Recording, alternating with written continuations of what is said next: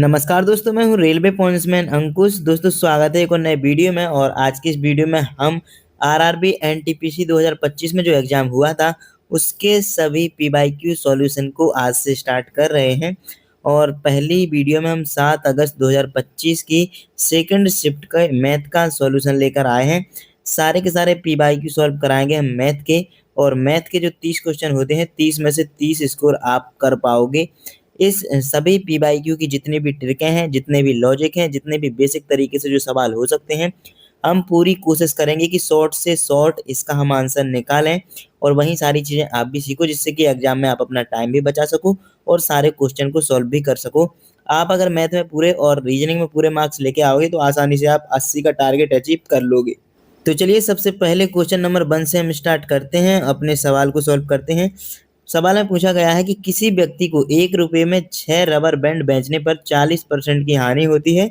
20% लाभ अर्जित करने के लिए उसे 1 रुपये में कितने रबर बैंड बेचने होंगे। जैसा कि आपको पता है कि 1 रुपये में 6 बैंड बेच रहा है, तब जाके उसको 40% की जो हानि हो रही है, यानी कि 60% वो पैसे अपने पास ला रहा है। लेकिन उसको चाहिए कितना है, 20% का लाभ भी चाहिए है और 100% जो उसने लगाया था, यानी कि उसको 120% चाहिए है। 60% अभी कमा रहा है लेकिन उसको इसका दुगना यानी कि 120% चाहिए है। यानी कि जो 1 रुपये में 6 बेच रहा है तो उससे आधे उसको बेचना पड़ेगा। तो ये हो जाएगा 1 रुपये में 3 उसको बेचना पड़ेगा। ऑप्शन नंबर पहला हमारा बिल्कुल सही हो जाएगा। चलिए दूसरे क्वेश्चन की ओर चलते हैं।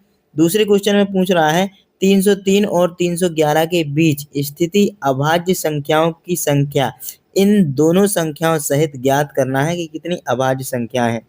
देखो क्या 303 अभाज्य संख्या है, इसके बाद 304 आएगी और फिर 311 आएगी।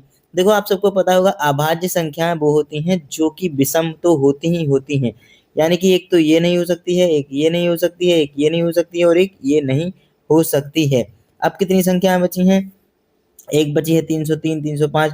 तो जिनके अंत में 0 और 5 होता है वो भी अभाज्य नहीं होती, यानी कि एक ये भी अभाज्य नहीं होगी।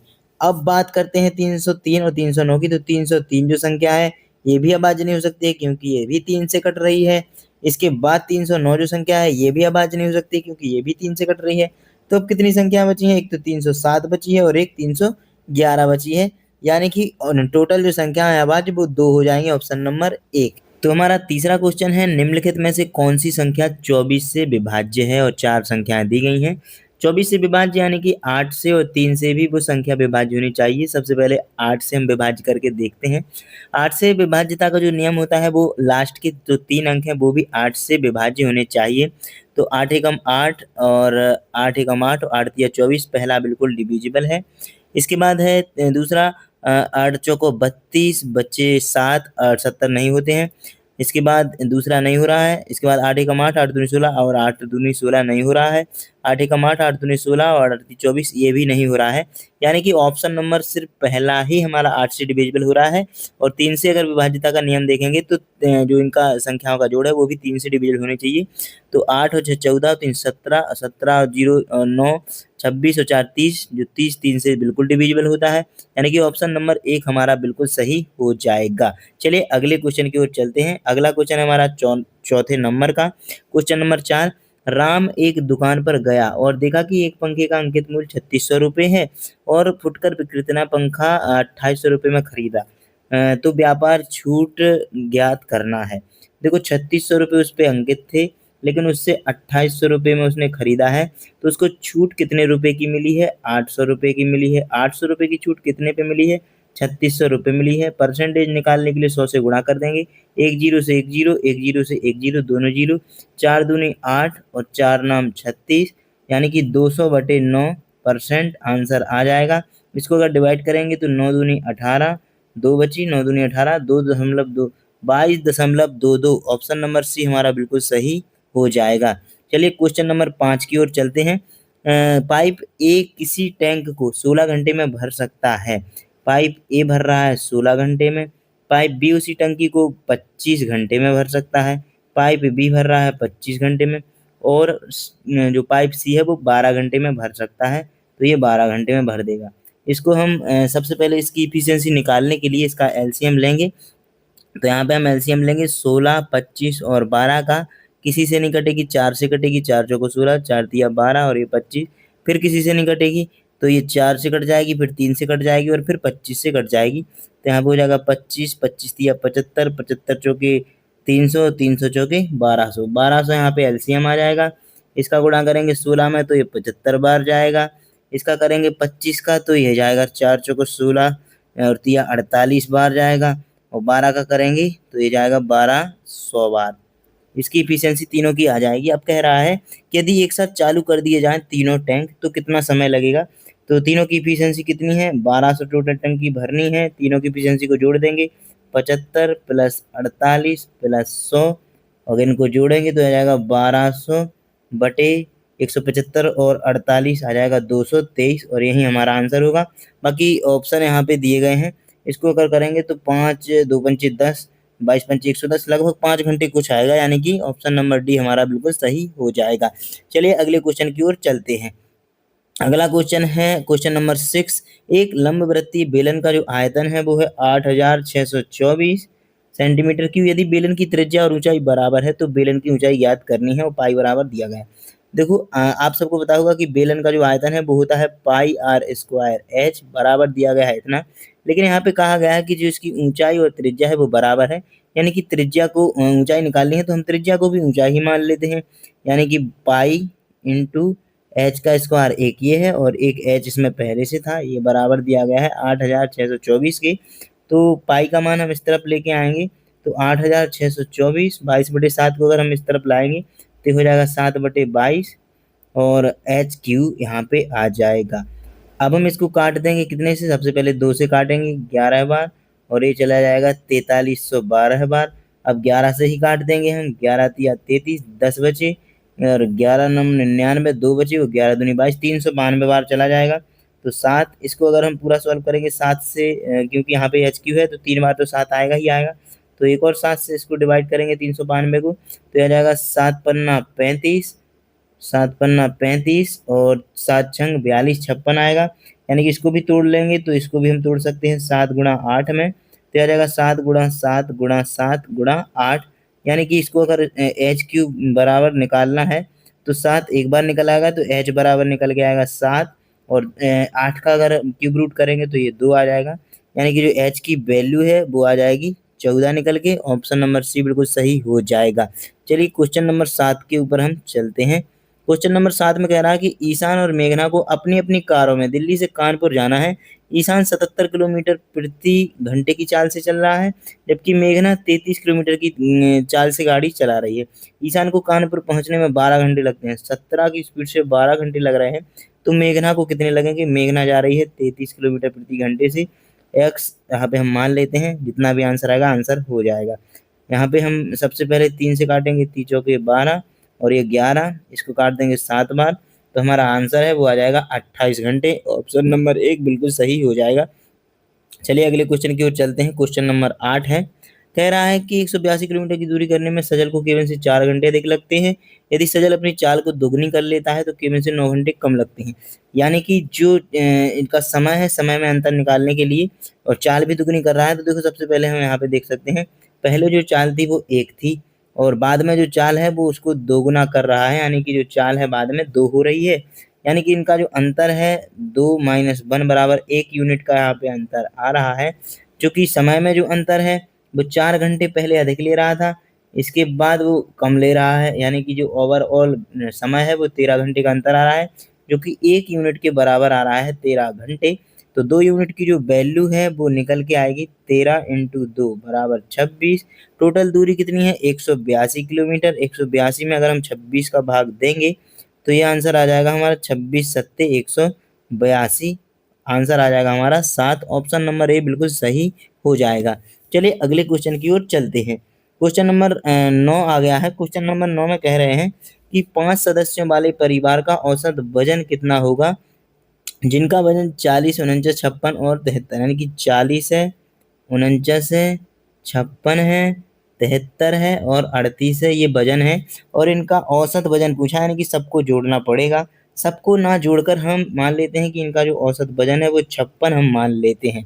56 मानेंगे तो यहाँ पे माइनस का 16 हो जाएगा, यहाँ पे करेंगे तो माइनस का 7 हो जाएगा, यहाँ पे करेंगे तो प्लस का 17 हो जाएगा, यहाँ पे करेंगे तो माइनस का 18 हो जाएगा। ओवर करेंगे तो यहाँ पे -1 बचेगा और 16 और 7 23 और एक माइनस का 24 करेंगे।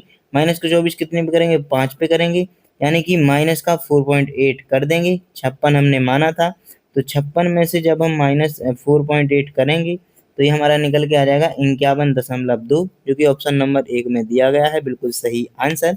चलिए अगले क्वेश्चन नंबर 10 की ओर चलते हैं। कह रहा है 4000 की धनराशि पर 7.5% वार्षिक दर से 7 फरवरी 2024 से 8 अप्रैल 2024 तक की अवधि के लिए साधारण ब्याज कितना होगा? देखो सबसे पहले तो हमें समय निकालना पड़ेगा। जो इसका फॉर्मूला होता है मूलधन गुणा दर गुणा समय बटे 100, ये ब्याज निकालने का होता है। लेकिन सबसे पहले हमें समय निकालना होगा। समय निकालने के लिए देखो 2024 की बात हो रही है, यानी कि ये लीप ईयर होगा। लीप ईयर होगा तो इसमें 366 दिन होंगे। फरवरी के 29 दिन होंगे। 29 दिन होंगे तो 29 में से हम लोग 7 घटा देंगे, तब जाके हमारा फरवरी का जो ब्याज है वो 22 दिन का जुड़ेगा। मार्च में 31 दिन होते हैं तो 31 दिन का जुड़ेगा। और 8 अप्रैल तक की बात हो रही है तो 8 ये हो जाएंगे और सभी को जोड़ेंगे तो ये हो जाएगा 61। और अब हम फॉर्मूले में मान रखेंगे, मूलधन है हमारा 4000, दर है हमारी 7.5%, समय की बात करें तो 61 और लीप ईयर है तो 366 से भाग दे देंगे, समय हो जाएगा। और भाग देंगे हम 100 का तो हमारा ये ब्याज निकल के आ जाएगा। तो इसको हमको सॉल्व करना होगा। एक बिंदी से एक बिंदी, एक बिंदी से एक बिंदी कट जाएगी, दशमलव हटाएंगे तो एक और बिंदी कट जाएगी। 61 से हम 6 बार डायरेक्ट कट देंगे तो 6 नीचे बचेंगे। 3 से काटेंगे 3 दूनी 6 और ये आ जाएगा 25 बार कट जाएगा। 2 से काटेंगे इसको 2 बार कट जाएगा। तो ओवरऑल जो हमारा आंसर है 25 इंटू 2 50 आंसर आएगा। ऑप्शन नंबर ए बिल्कुल सही हो जाएगा। चलिए हम क्वेश्चन नंबर 11 की ओर चलते हैं। कह रहा है कि संख्या 2.7 और 0.096 का एलसीएम ज्ञात करना है। देखो यहाँ पे 2.7 और 0.096 का अगर हम ऐसे एलसीएम निकालेंगे तो नहीं निकाल पाएंगे। तो दोनों में हम 1000 का गुणा कर देते हैं तो ये बन जाएगा 2700 और ये बन जाएगा 96। बाद में हम 1000 से भाग दे देंगे तो हमारा जो का त्यों आंसर आ जाएगा। तो अब अलग अलग यहाँ पे हम इनका एलसीएम निकालेंगे। सबसे पहले हम 2700 का निकालेंगे तो यहाँ पे 2 से काट देंगे, ये 1350 आ जाएगा। फिर 2 से काट देंगे तो ये 675 आ जाएगा। फिर 3 से काट देंगे तो 3 दूनी 6, 3 दूनी 6 और 3 5 15 आ जाएगा।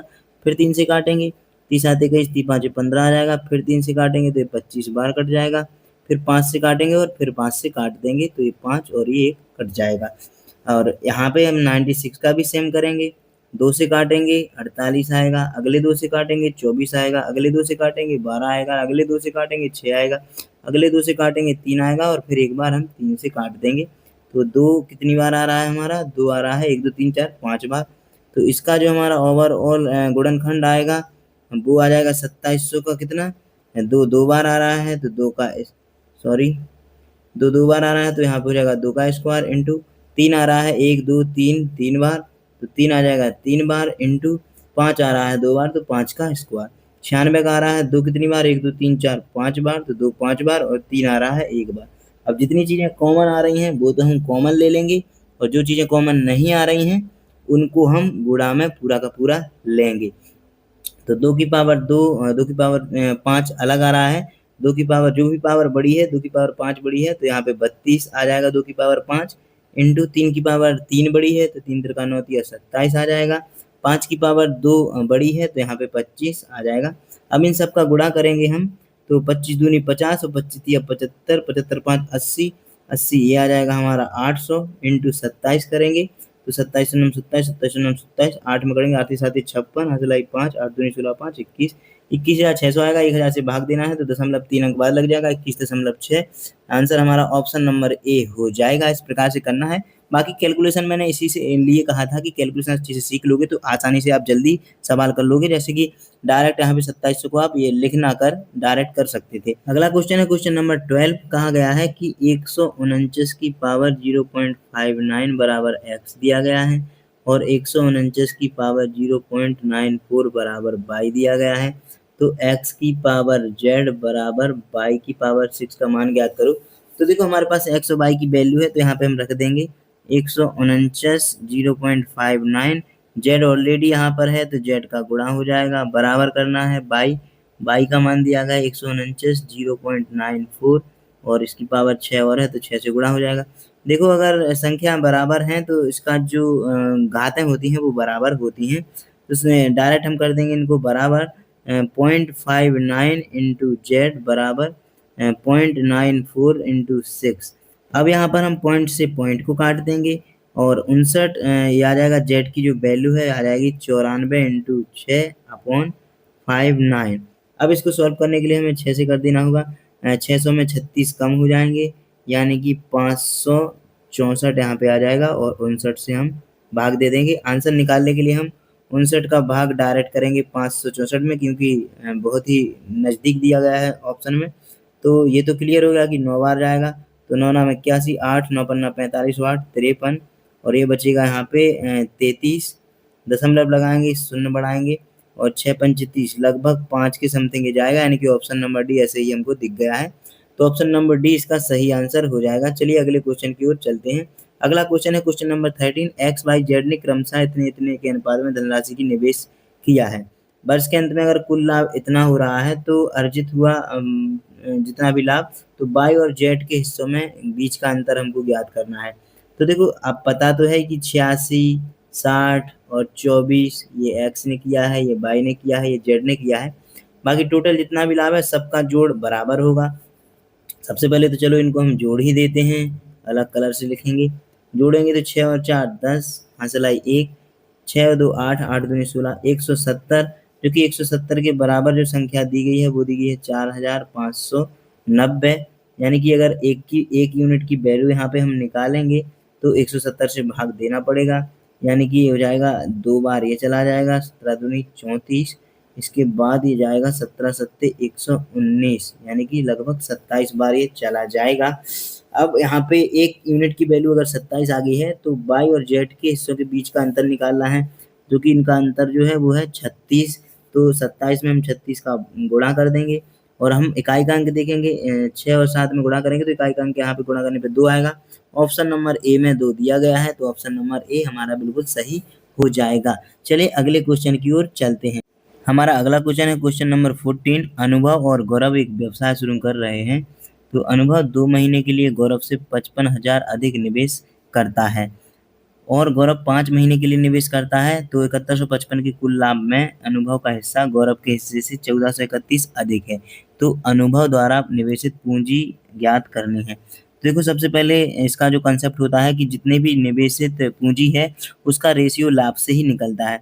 तो ये कह रहा है कि 2 महीने के लिए गौरव की हम मान लेते हैं कि गौरव ने x रुपये निवेश किए हैं, उससे 55,000 अधिक, यानी कि x प्लस 55,000 रुपये ये निवेश कर रहा है। अनुभव कितने दिन के लिए? 2 महीने के लिए। वहीं जो गौरव है वो 5 महीने के लिए निवेश कर रहा है। गौरव टोटल x रुपये निवेश कर रहा है कितने महीने के लिए? 5 के लिए। अब यहाँ पे लाभ से हमको यहाँ पे कर देना है बराबर। तो टोटल लाभ है 7155 रुपये और कह रहा है कि 1431 गौरव के हिस्से से अधिक अनुभव को मिल रहा है। तो 1431 हम यहाँ से घटा देंगे, यहाँ से घटाएंगे तो ये बचेगा हमारा 24 और 17 से घटाएंगे यहाँ पे 57। अब बराबर लाभ करना है 1431, फिर अनुभव के लाभ में हम जोड़ देंगे। तो इसको हम 2 से भाग करेंगे तो ये जाएगा 2800 कुछ 2862, 2862 और 2862 तो दोनों को मिल ही रहे हैं। साथ ही 1431 अनुभव को ज़्यादा मिल रहे हैं, तो 1431 यहाँ पे हम जोड़ देंगे। एक चीज़ हम यहाँ पे देख रहे हैं कि ये एक दूसरे के मल्टीप्लाई हो रहा है, यानी कि अगर 1431 है तो इसका दुगना है, यानी कि ये जो रेशियो है ये 2 आ जाएगा और ये रेशियो 2 तो है ही और 1 ये हो जाएगा, तो ये रेशियो 3 आ जाएगा। तो अनुभव का जो है यहाँ पे लाभ वो 3 हो जाएगा और गौरव का लाभ यहाँ पे 2 हो जाएगा। अब यहाँ से हम इसको सॉल्व कर देंगे, सबसे बढ़िया चीज़ हमको मिल गई। अब यहाँ से जब हम सॉल्व करेंगे तो इसको क्रॉस मल्टीप्लाई इस तरह से कर देंगे, तो 3 करेंगे तो x 5x पहले से है तो ये हो जाएगा 15x और इसके बराबर में ये हो जाएगा 2 से करेंगे यहाँ पे तो 2 दूनी 4 हो जाएगा, तो ये हो जाएगा 4x और प्लस 2 दूनी 4 से करेंगे तो 2,20,000 यहाँ पे ये हो जाएगा। अब 4x इस तरफ आएगा तो 11x बचेगा और 2,20,000 यहाँ पे ऑलरेडी है, तो 2,20,000 यहाँ पे हो जाएंगे। 11 से काटेंगे 2 बार कट जाएगा, तो x की जो वैल्यू है वो 20,000 निकल के आ जाएगी। अब क्या पूछ रहा है? अनुभव द्वारा निवेशित है, तो x की वैल्यू 20,000 आ गई, 55,000 वो एक्स्ट्रा कर रहा था, तो ओवरऑल हो जाएगी 75,000 और यही हमारा आंसर हो जाएगा। चलिए हम क्वेश्चन नंबर 15 पर चलते हैं। 2 उम्मीदवारों के बीच एक चुनाव में 80% पंजीकृत मतदाताओं ने मतदान किया, 5% मत तो अवैध पाए गए, विजयी उम्मीदवार को वैध मतों का 75% प्राप्त हुआ तथा उसने 1805 मतों के अंतर से चुनाव जीत लिया। कुल मतदाता पंजीकृत कितने थे? देखो 100 मान लेते हैं कुल मतदाता यहाँ पर थे, लेकिन उसमें से 80 ने सिर्फ वोट दिया, उसमें से भी 5% अवैध पाएगा, यानी कि 5% अवैध 80% का पाया जाएगा। तो यानी कि 4 जो है 80 में से 4 लोगों ने यहाँ पे अवैध वोट दिया है। विजयी उम्मीदवार को वैध मतों का 75%, यानी कि टोटल जो यहाँ पे वैध मत थे वो 76 पाए गए थे, उसका 75% यानी कि 19 दिया। 57 वोट मिले हैं विजयी वाले को और बाकी और जो मिले हैं वो 19 मिले हैं हारने वाले को। और प्राप्त हुआ तो उसने 1805 मतों के अंतर से, इनका जो अंतर है वो 38 है 57 और 19 का, जो कि दिया गया है 1805 के बराबर। तो 1805 के बराबर 38 वोट दिए गए हैं, 1805 38 के बराबर है। लेकिन हमको निकालना है कितना, मतदाता जितने पंजीकृत हैं, यानी कि 100% ही तो पंजीकृत होते हैं। तो इसका हम गुणा करेंगे तो अगर इसका जब हम सॉल्यूशन करेंगे तो आंसर आ जाएगा। सबसे पहले यहाँ पे हम 19 से काटेंगे, 19 दूनी 38, 19 नम्मा 171 और 9 बचे, 19 पंचे 95। तो 95 100/2 से इसको काट देंगे, 50 बार इसका गुणा करेंगे तो आ जाएगा 4750। ऑप्शन नंबर डी में दिया गया है बिल्कुल सही आंसर। चलिए क्वेश्चन नंबर 16 के ऊपर हम चलते हैं। अगला क्वेश्चन है क्वेश्चन नंबर 16, 83 की पावर -6 भागे 83 की पावर 16 इंटू 83 की पावर -8। देखो जब भी हमारी कोई संख्या है पावर अगर माइनस में है तो उस संख्या को हम नीचे लिखेंगे तो प्लस में हो जाती है। जैसे 83 की पावर -6 है भाग 83 की पावर +16 है इंटू 83 की पावर -8 है। तो जो माइनस है इसको नीचे ले जाएंगे, 83 की पावर +6 हो जाएगी। भाग का निशान है तो गुणा कर देंगे, गुणा करेंगे तो जो संख्या है वो नीचे आ जाएगी 1/83 की पावर 16 इंटू पहले से है माइनस में है तो इसको भी नीचे ले जाएंगे 83 की पावर -8। अब आपस में घाते हैं अगर संख्याएं बराबर है तो जुड़ जाती हैं। तो एक की पावर 6 है, दूसरे की पावर 16 है, तीसरे की पावर 8 है। तो यहाँ पे जोड़ेंगे तो 16 8 24 और 6 30 यहाँ पे आ जाएगी ओवरऑल पावर। तो 83 की पावर 30 नीचे है, ऊपर ले जाएंगे तो 83 की पावर -30 हो जाएगी। ऑप्शन नंबर 2 में हमारा यही दिया गया है बिल्कुल सही आंसर। चलिए अगले क्वेश्चन की ओर चलते हैं। अगला क्वेश्चन है क्वेश्चन नंबर 17, साइन थीटा बराबर 1/2 दिया गया है तो 13 into cosec square theta -3 coat square theta -15 का मान ज्ञात करना है। देखो साइन थीटा बराबर अगर 1/2 दिया गया है, यानी कि जो थीटा की वैल्यू है वो 30 डिग्री हो जाएगी। अब यहाँ पे मान निकालना है 13। कोसेक थीटा की वैल्यू, कोसेक 30 की वैल्यू 2 होती है तो स्क्वायर लगा है तो 2 दूनी 4 -3 पहले से है। Coat square theta, cot theta यानी कोट 30 की वैल्यू होती है √3, स्क्वायर चढ़ा है इस पे भी तो 3 ये वैल्यू हो जाएगी, माइनस का 15 पहले से है तो हो जाएगा 13 चौका 52 -3 तिरका 9 -15 माइनस के हो जाएंगे 15 और 9 24, घटाएंगे तो यह जाएगा आंसर 28। लेकिन हमारा ऑप्शन तो बिल्कुल गड़बड़ चल रहा है, यानी कि इसका जो आंसर है लेकिन 28 ही होगा, ये ऑप्शन गलत हो सकते हैं। चलिए क्वेश्चन नंबर हम अगले क्वेश्चन पे चलते हैं। क्वेश्चन नंबर 18, नमन और उमर किसी निश्चित कार्य को क्रमशः 13 और 4 दिनों में पूरा कर सकते हैं। यानी कि यहाँ पे नमन की बात हो रही है और एक उमर की बात हो रही है। एक 13 दिनों में और एक 4 दिन में पूरा कर रहा है। उन्होंने साथ मिलकर कार्य करना शुरू किया और 2 दिन बाद उमर ने कार्य छोड़ दिया। सबसे पहले इनकी इफिशियंसी निकालते हैं। हो जाएगी 13 चौको 52, इसकी इफिशियंसी 4 आएगी, इसकी 13 आ जाएगी। दोनों ने काम एक साथ किया कितने 2 दिनों तक, 13 और 4 17 दोनों की आ जाएगी। तो 17 और 17 2 दिनों में 34 काम हो जाएगा। ओवरऑल काम कितना है 12, 34 काम यहाँ पे हो गया है, बचा कितना 18 काम। अब 18 जो काम है वो नमन करेगा और नमन की जो इफिशियंसी है वो 4 है तो 18/4 हो जाएगा। काटेंगे तो हो जाएगा 4 चौका 16 और 4 पंचे 20, 4.5 दिन और लग जाएंगे। नमन शेष कार्य को कितने दिन में करेगा तो 4.5 दिनों में। ऑप्शन नंबर ए बिल्कुल सही हो जाएगा। चलिए क्वेश्चन नंबर 19 की ओर चलते हैं। एक समबाहुभुज में एक बाह्य कोण और एक आंतरिक कोण का जो अनुपात है वो 1:8 है। दोनों का रेशियो जोड़ेंगे तो 9 आ जाएगा। दोनों जो कोणों का मान होता है वो 180 डिग्री होता है। एक यूनिट की वैल्यू 20 डिग्री आ जाएगी, यानी कि जो एक कोण है वो 20 डिग्री हो जाएगा, दूसरा कोण 160 डिग्री हो जाएगा। तो जो बहुभुज भुजाओं की संख्या निकालने के लिए n बराबर 360 में आंतरिक कोण यानी कि एक्सटर्नल जो कोण है उसका भाग दे देते हैं, जो कि हमें 20 दिया गया है। तो 360 डिग्री में 20 का भाग दे देंगे, 0 से 0, 2 से कट जाएगा 36, 18 बार n की वैल्यू 18 आ जाएगी। ऑप्शन नंबर डी बिल्कुल सही हो जाएगा। चलिए अगले क्वेश्चन की ओर चलते हैं। अगला क्वेश्चन है क्वेश्चन नंबर 20। किसी संख्या में 100% की वृद्धि करने पर 2780 प्राप्त होता है, संख्या ज्ञात कीजिए। 100% की वृद्धि कर रहे हैं यानी कि 200% हो रहा है, 2 से इसको हम भाग दे देंगे तो जाएगा 1390। ऑप्शन नंबर डी बिल्कुल सही आंसर हो जाएगा। चलिए क्वेश्चन नंबर 21 पे चलते हैं। 22 सेंटीमीटर व्यास वाले गोले का आयतन, अगर ये हमारा व्यास दिया गया है तो आर की वैल्यू 11 आ जाएगी। इसका आयतन कितना दिया गया है, क्यू सेंटीमीटर में है। तो अपना उत्तर दशमलव में 2 स्थानों तक सही दीजिए। और निकालना क्या है यार, ब्यालिक गोले का आयतन निकालना है। अब गोले का आयतन कितना होता है, 4/3 पाई आर क्यू। आर की वैल्यू 11 हमने निकाल ली है। 4/3 इंटू 22/7 इंटू 11 इसको सॉल्व करेंगे, हमारा आंसर आ जाएगा। देखो सॉल्व करते हैं एक एक करके। 11 इंटू 11 होता है 21 इंटू 11 होता है 1331 इंटू 22 चौक होता है 88। इसको करेंगे तो 7 तिहाई हो जाएगा 21।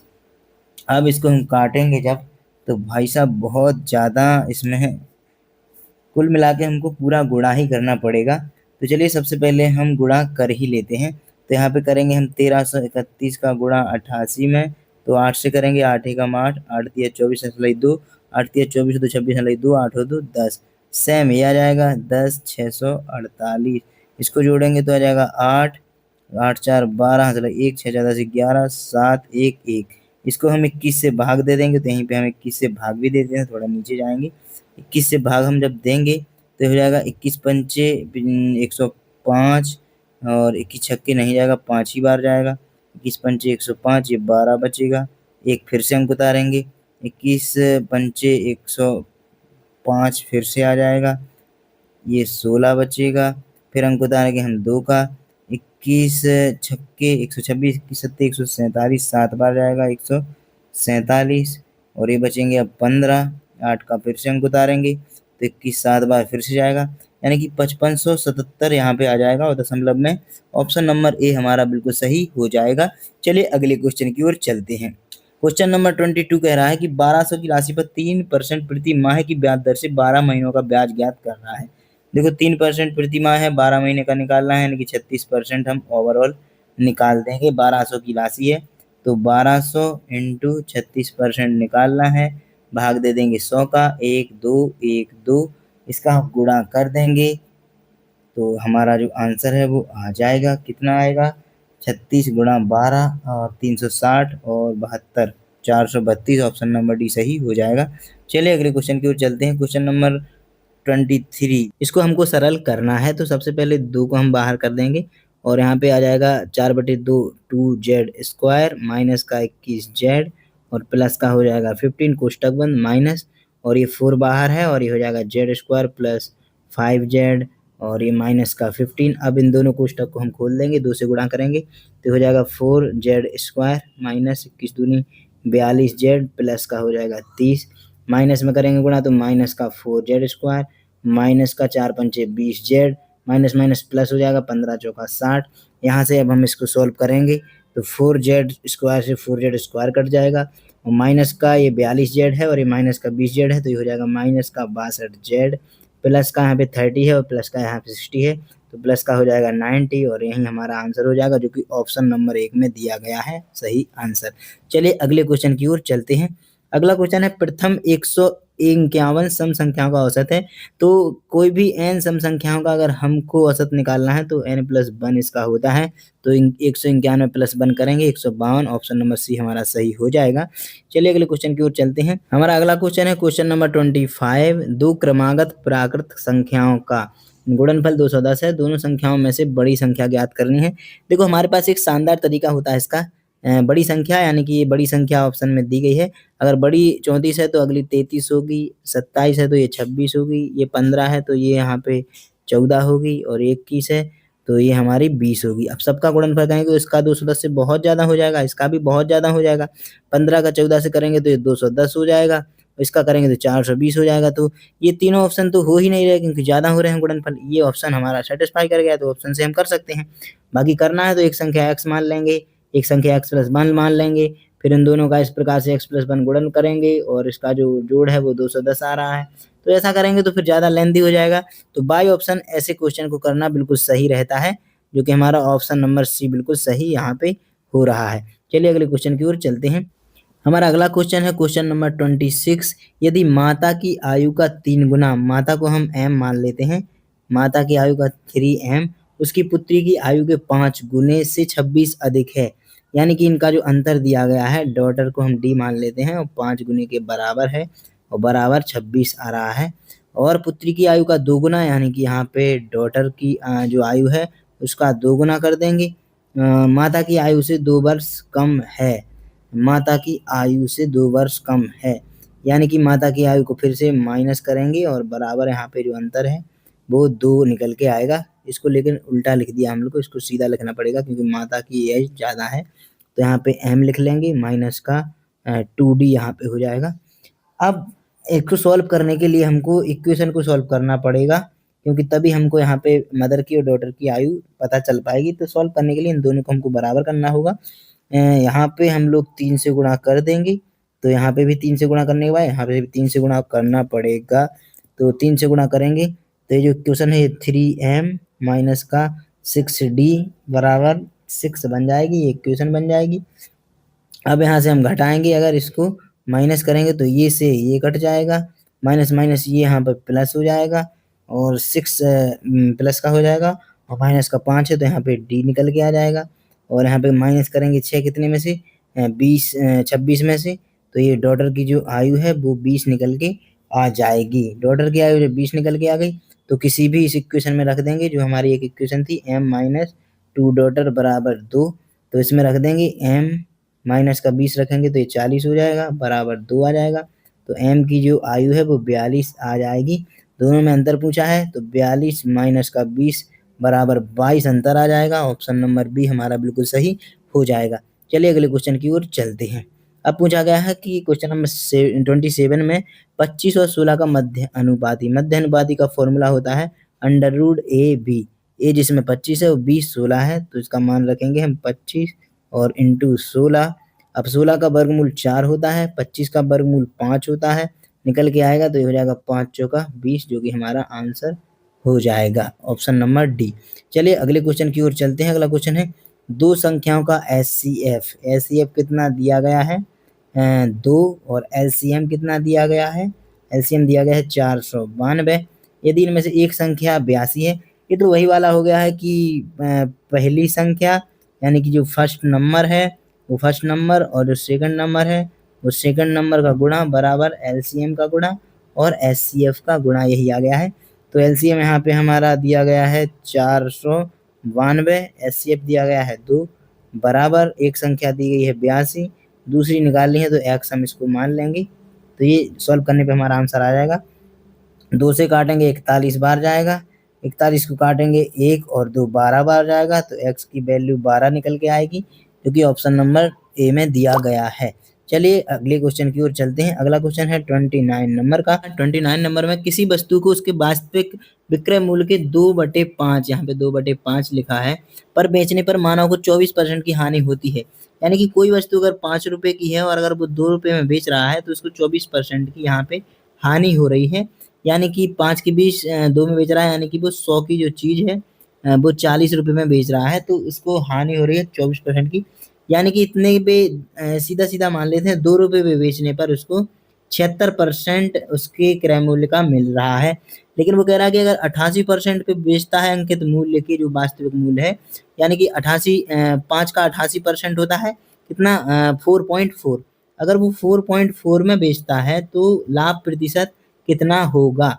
तो आप यहाँ पे देख सकते हैं कि 2 की वैल्यू अगर 76% है तो इससे जितना गुना ये है, ये 2.2 गुना है, तो यहाँ पे भी 2.2 का गुना होगा और 2.2 का गुना होगा तो ये कितना निकल के आएगा, ये निकल के आएगा 6 दूनी 12, 76 दूनी होता है 152 और यहाँ पे फिर से काटेंगे तो 152, इसको जोड़ेंगे तो 2 7 6 1, 167.2% यहाँ पे हो जाएगा।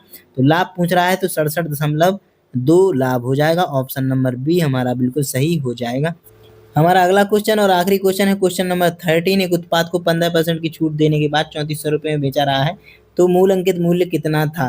देखो 3400 रुपये में वो चीज़ बेची जा रही है, कितनी 15% की छूट यानी कि 85% के बराबर ये मूल्य है और अंकित मूल्य 100% से गुणा करना पड़ेगा।